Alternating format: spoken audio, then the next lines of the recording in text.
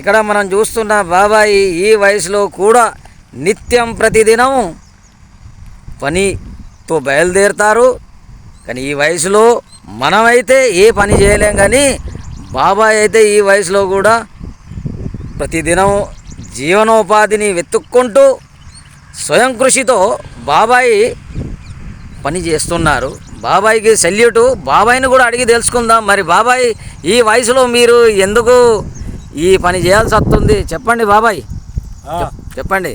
ఈ వయసులో మీరు ఎందుకు చేస్తున్నారు ఈ పని? ఈ పని ఏ వయసులో అంటే మరి మనకు డబ్బులు లేవు, రావుగా.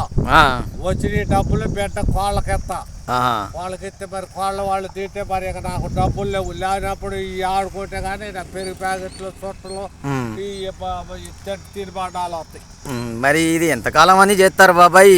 ఇప్పుడు లేదు, ఈ తాడ పిచ్చి వస్తుందిగా, ఆపేసి తీసేస్తా గడ్డి. ప్రతిరోజు మరి పెన్షన్ వస్తుందా బాబాయ్?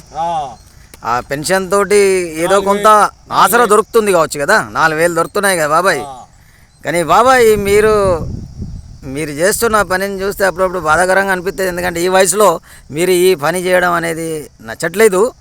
అయినా కానీ మీరు చేస్తున్నారంటే మాకు చాలా బాధాకరంగా అనిపిస్తుంది. మీరు అతి త్వరలో ఈ పని మానేసి మీరు ఇంట్లో ఉండి ఆ పెన్షన్ ఆసరాగా తీసుకుని బతకగలరు. కొడుకు కోళ్ళు బిడ్డ, కొడుకు కోళ్ళు ఉంటారుగా, మరి నానా ఎందుకు పోతావు ఇంటికాడ దీన్ని ఉండు, నువ్వు పోవద్దు, నీకు 10 పరకో ఎత్తా, పెరుకో బొరుకో తీసుకొని ఉండు అని నాన్నవి అనడం లేదు వాళ్ళు. మరి ఎందుకు మీరు కూడా వాళ్ళని పిల్లల్ని అన్నారు కదా, మరి వాళ్ళు ఎందుకు మీ బాధ్యత తీసుకోవడం లేదు? ఆ పిల్ల పసిపిల్ల, ఆ పిల్లని సాదేది నేనే, నా మనవరాలు. మీ మనవరాలని కూడా మీరే పోషిస్తున్నారా? మరి డబ్బులు కావాలంటే అవి కొని పెడతా. బాబాయ్ మరి ఎంతకాలం ఇది చేస్తూ ఉంటారు మీరు? ఎంతకాలం చేస్తూ ఉంటారు మీరు?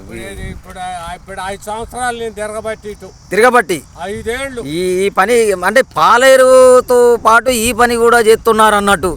ఈ బాటిల్ ఏరుకోవడము, ఈ మీద చెత్త ఇవన్నీ ఏరుకొని వెళ్ళి అమ్ముకోవడం, అదేవిధంగా ఈ చూస్తున్న తోటలో ఈ పాలేరుగా పని కూడా చేస్తున్నారా?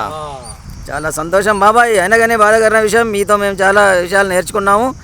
మీ వయసులో మేము వచ్చేసరికి మేము మీలాగా పని చేస్తామో మేము చేయలేము. సో ఇలా ఉందండి. బాబాయ్ గారిని చూసి మనం ఎంతో నేర్చుకోవాల్సింది ఉంది. ఈ రోజులలో కూడా తల్లిదండ్రులను చదవకుండా ఉన్న పిల్లలు కూడా ఉన్నారు.